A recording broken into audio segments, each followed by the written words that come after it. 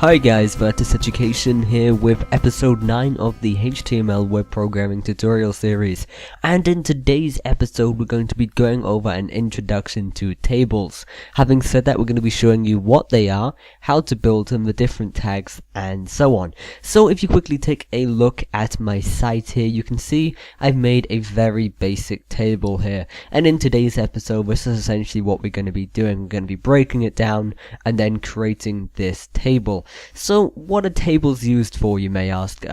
So tables are generally used for organizing information and data. For example, here you can see that I've organized the number of videos next to the series on my channel at the moment. You can also use these for actually creating the structure of a website. For example, you would have the header of a website in a little cell. You'd have the footer in a cell. You'd have the center in the cell. You'd have the sidebar in a cell, and so on and so forth. But we'll go over that in a separate video. But for now, we're just going to be showing you how to actually go ahead and create a very basic table. So you can see here in my code, I've actually got a whole bunch of code for this table, and it may look a little bit confusing.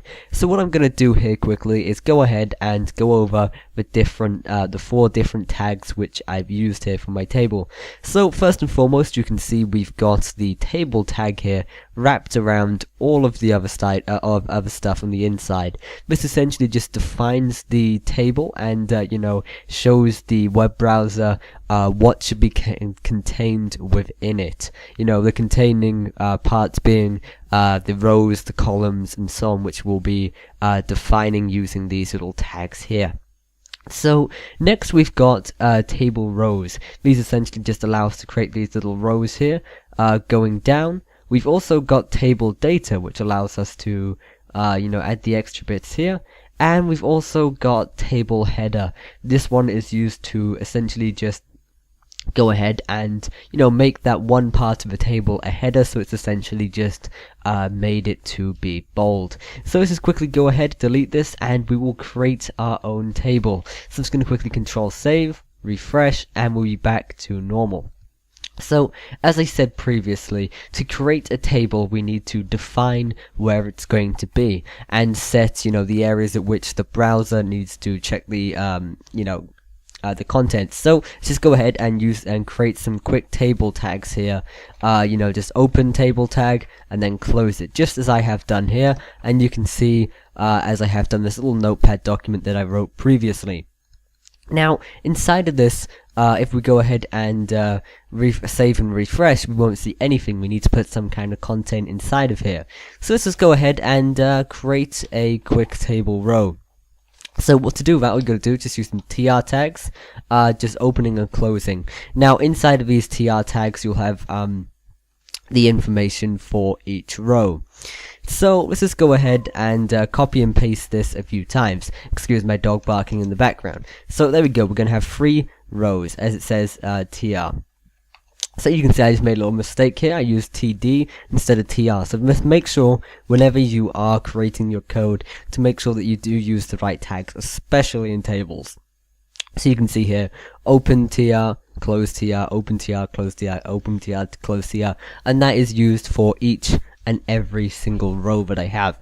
So if I go ahead and save, refresh, we can't see anything yet again. So what we need to do now is actually put some data into these rows. So to do that, just go ahead and open TD tags just like that. And now we will actually have the foundation for our table. Obviously you're not going to be able to see anything inside of this as there's nothing inside of that. So I'm just going to copy and paste this a few times. So Control S and boom. So let's just go ahead and put in some random text there. Control S, Control save, and that has gone in, and you can see that it's been separated by this.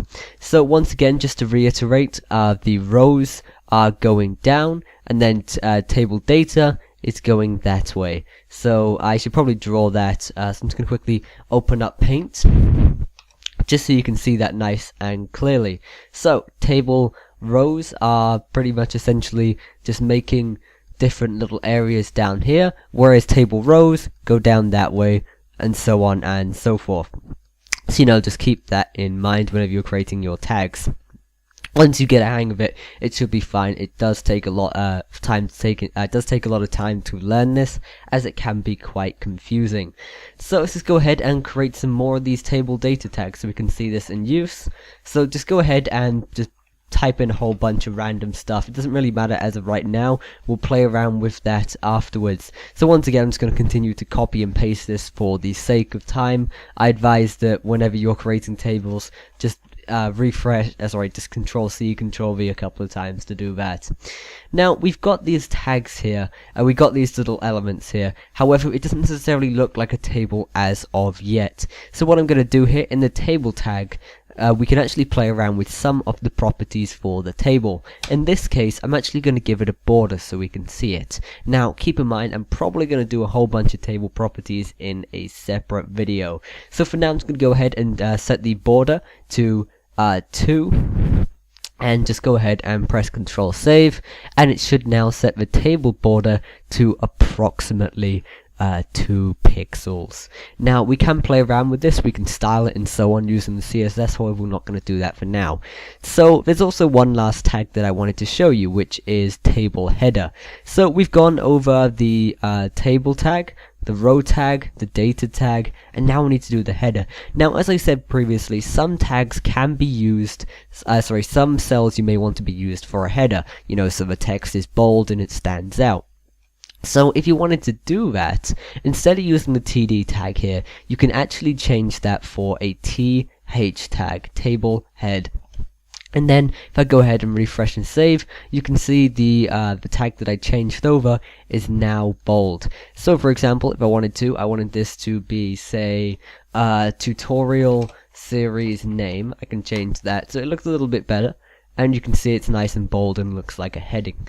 Now, just keep in mind that you can play around. You can use the table heading tag as many times as you want, and you can also use it in multiple. Sorry, by that I mean you can use it in multiple places, here, and wherever you want. So let's just go ahead and put a bunch of information in here. So this one here, table data. This is in the first row. It's going to go here. So I'm just going to get this to number of videos in the series. Control Save. And now I'm just going to go ahead and put a bunch of data in here. This tag here, table data, is going to be here. The reason for that being that this is the second row, and this is the first piece of data.